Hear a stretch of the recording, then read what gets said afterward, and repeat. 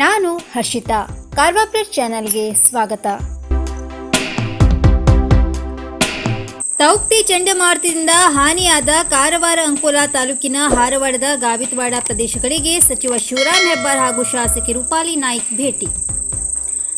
ಕಾರವಾರ ತೌಕ್ತಿ ಚಂಡಮಾರುತದಿಂದ ಹಾನಿಯಾದ ಕಾರವಾರ ಅಂಕೋಲಾ ತಾಲೂಕಿನ ಹಾರವಾಡದ ಗಾವಿತವಾಡದ ಪ್ರದೇಶಗಳಿಗೆ ಸಚಿವರಾದ ಶಿವರಾಮ್ ಹೆಬ್ಬಾರ್, ಶ್ರೀಮತಿ ರೂಪಾಲಿ ಎಸ್ ನಾಯ್ಕ್ ಅವರು ಭೇಟಿ ನೀಡಿ ಜನರ ಕಷ್ಟಗಳನ್ನು ಆಲಿಸಿ ಸಂತ್ರಸ್ತರಿಗೆ ಯಾವುದೇ ಅನ್ಯಾಯವಾಗದಂತೆ ನೋಡಿಕೊಳ್ಳಬೇಕೆಂದು ಅಧಿಕಾರಿಗಳಿಗೆ ಸೂಚಿಸಿದ್ದಾರೆ.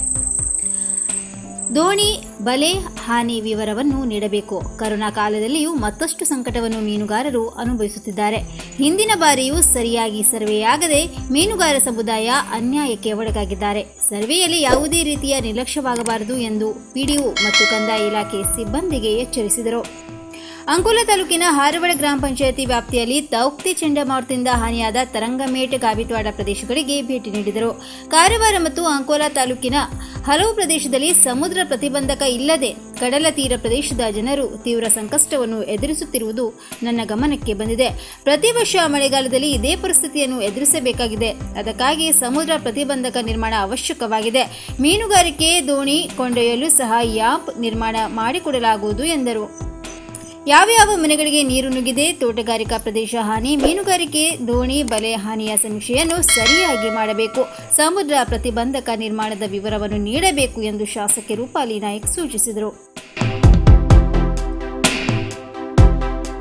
ತೌಕ್ತಿ ಎಫೆಕ್ಟ್ ಕರಾವಳಿ ದಕ್ಷಿಣ ಒಳನಾಡಿನಲ್ಲಿ ಮೇ 21ರವರೆಗೂ ಮಳೆ.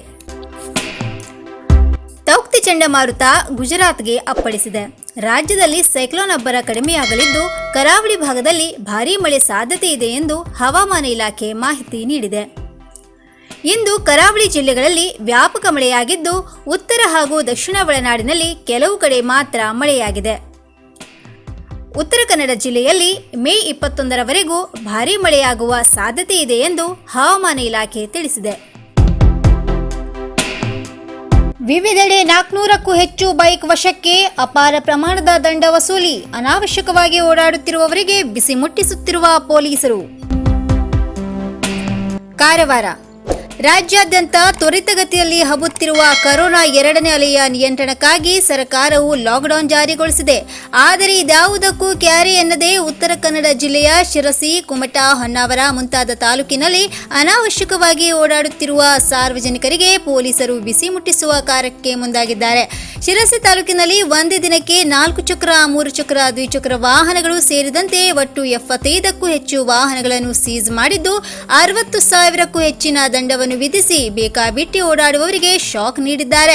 ಶಿರಸಿ ಡಿವೈಎಸ್ಪಿ ರವಿ ನಾಯ್ಕ್ ರವರ ಆದೇಶದ ಮೇರೆಗೆ ಶಿರಸಿ ನಗರ ಠಾಣೆ ಪಿಎಸ್ಐ ರಾಜ್ಕುಮಾರ್ 22 ವಾಹನಗಳನ್ನು ಸೀಸ್ ಮಾಡಿದ್ದು 5,000 ದಂಡವನ್ನು ವಿಧಿಸಿದ್ದಾರೆ. ಅಂತೆಯೇ ಹೊನ್ನಾವರ ತಾಲೂಕಿನಲ್ಲಿ ಅನಾವಶ್ಯಕ ಓಡಾಟ ನಡೆಸುತ್ತಿರುವವರ ಮೇಲೆ ಪ್ರಕರಣ ಸಹ ದಾಖಲಿಸಲಾಗಿದೆ. ಬೇಕಾಬಿಟ್ಟಿಯಾಗಿ ರೋಡಿಗಿಳಿದ 70ಕ್ಕೂ ಹೆಚ್ಚು ಬೈಕ್ಗಳನ್ನು ಹೊನ್ನಾವರ ಪೊಲೀಸರು ವಶಕ್ಕೆ ಪಡೆದಿದ್ದಾರೆ. ಅಲ್ಲದೆ ಲಾಕ್ಡೌನ್ ನಿಯಮ ಮೀರಿ ಕ್ರಿಕೆಟ್ ಆಡುತ್ತಿದ್ದ 6 ಜನರ ಮೇಲೆ ಪ್ರಕರಣ ದಾಖಲಿಸಿದ್ದಾರೆ. ಕುಮಟಾ ತಾಲೂಕಿನಲ್ಲಿ ಕೊರೋನಾ 2ನೇ ಅಲೆಯ ಲಾಕ್ಡೌನ್ ಪ್ರಾರಂಭವಾದಾಗಿನಿಂದ ಇದುವರೆಗೆ ಸುಮಾರು 300ಕ್ಕೂ ಅಧಿಕ ವಾಹನಗಳಿಗೆ ದಂಡ ವಿಧಿಸಲಾಗಿದೆ. ಅಲ್ಲದೆ 150ಕ್ಕೂ ಅಧಿಕ ಬೈಕ್ಗಳನ್ನು ಸೀಸ್ ಮಾಡಿ ನಂತರ ಬಿಡಲಾಗಿದೆ ಎಂದು ತಿಳಿದು ಬಂದಿದೆ. ಅದೇ ರೀತಿ ಬೇರೆ ತಾಲೂಕುಗಳಲ್ಲೂ ಕೂಡ ಅನಾವಶ್ಯಕ ಓಡಾಡುವ ವಾಹನಗಳನ್ನು ಸೀಸ್ ಮಾಡಿ ದಂಡ ಹಾಕುತ್ತಿದ್ದಾರೆ. ರಾಮನಗರ ಅಖೇತಿ ಪಂಚಾಯತ್ ಸೀಲ್ ಡೌನ್. ಜಗಲ್ಪೇಟೆಯಲ್ಲಿನ ಸರ್ವ ವ್ಯವಹಾರ ಬಂದ್ ಮಾಡಲು ಪಂಚಾಯತ್ನಲ್ಲಿ ನಿರ್ಣಯ. ಜಗಲ್ಪೇಟ್ ತಾಲೂಕಿನ ರಾಮನಗರ ಹಾಗೂ ಅಖೇತಿ ಪಂಚಾಯತ್ ಕ್ಷೇತ್ರದಲ್ಲಿ ಕೊರೋನಾ ಸೋಂಕಿತರು ಹೆಚ್ಚುತ್ತಲೇ ಇದ್ದಾರೆ. ಇದಕ್ಕೋಸ್ಕರ 2 ಪಂಚಾಯತ್ಗಳನ್ನು ಸೀಲ್ ಡೌನ್ ಮಾಡಲಾಗಿದೆ. ಇದರ ಬಗ್ಗೆ ಸಾರ್ವಜನಿಕರಿಂದ ಉತ್ತಮ ಸ್ಪಂದನೆ ದೊರಕುತ್ತಿದೆ.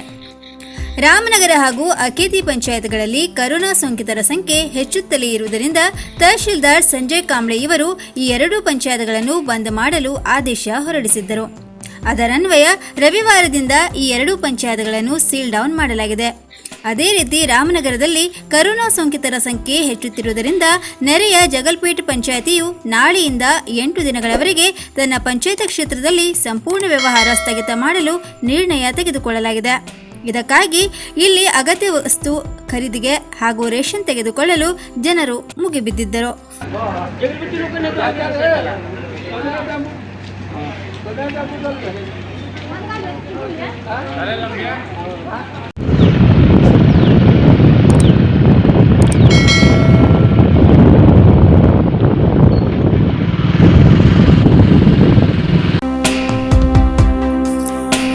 ಭಟ್ಕಳ ತಾಲೂಕಿನಲ್ಲಿ ತೌಕ್ತಿ ಚಂಡಮಾರುತದಿಂದ ಹಾನಿಯಾದ ಪ್ರದೇಶಕ್ಕೆ ಕಂದಾಯ ಸಚಿವ ಹಾಗೂ ಉಸ್ತುವಾರಿ ಮಂತ್ರಿಯವರು ಭೇಟಿ.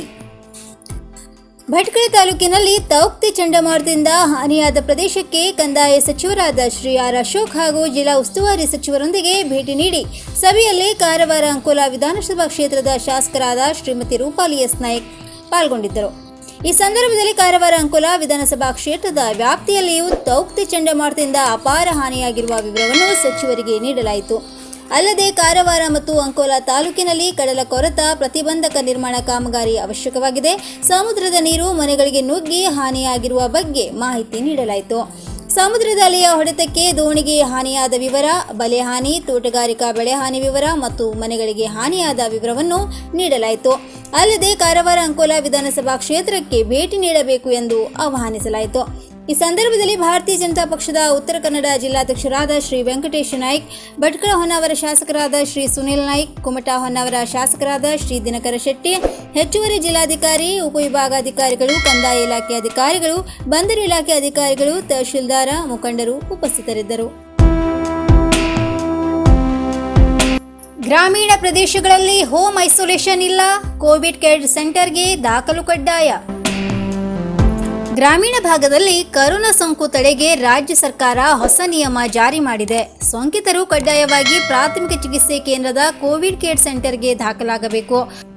ಹೋಮ್ ಐಸೋಲೇಷನ್ನಲ್ಲಿ ಕೋವಿಡ್ ನಿಯಮ ಪಾಲನೆ ಆಗದಿರುವ ಕಾರಣ ಸೋಂಕು ತಡೆಗೆ ಸರ್ಕಾರ ಈ ದಿಟ್ಟ ಕ್ರಮ ತೆಗೆದುಕೊಂಡಿದೆ. ಈ ಬಗ್ಗೆ ಆರೋಗ್ಯ ಮತ್ತು ಕುಟುಂಬ ಕಲ್ಯಾಣ ಸಚಿವ ಡಾಕ್ಟರ್ ಕೆ ಸುಧಾಕರ್ ಮಾತನಾಡಿ, ಇನ್ನು ಮುಂದೆ ಪ್ರತ್ಯೇಕ ಕೊಠಡಿ ಶೌಚಾಲಯದ ವ್ಯವಸ್ಥೆ ಇಲ್ಲದೇ ಇರುವವರಿಗೆ ಹೋಮ್ ಐಸೋಲೇಷನ್ ಇರುವುದಿಲ್ಲ. ಪ್ರತ್ಯೇಕ ಕೊಠಡಿ ಶೌಚಾಲಯ ವ್ಯವಸ್ಥೆ ಇದ್ದರೆ ಮಾತ್ರ ಹೋಮ್ ಐಸೋಲೇಷನ್ಗೆ ಅವಕಾಶ ಎಂದು ಸ್ಪಷ್ಟಪಡಿಸಿದರು. ಇನ್ನು ಮತ್ತಷ್ಟು ಸುದ್ದಿಗಾಗಿ ಕಾರವಾರ ಪ್ಲಸ್ ವೀಕ್ಷಿಸಿ.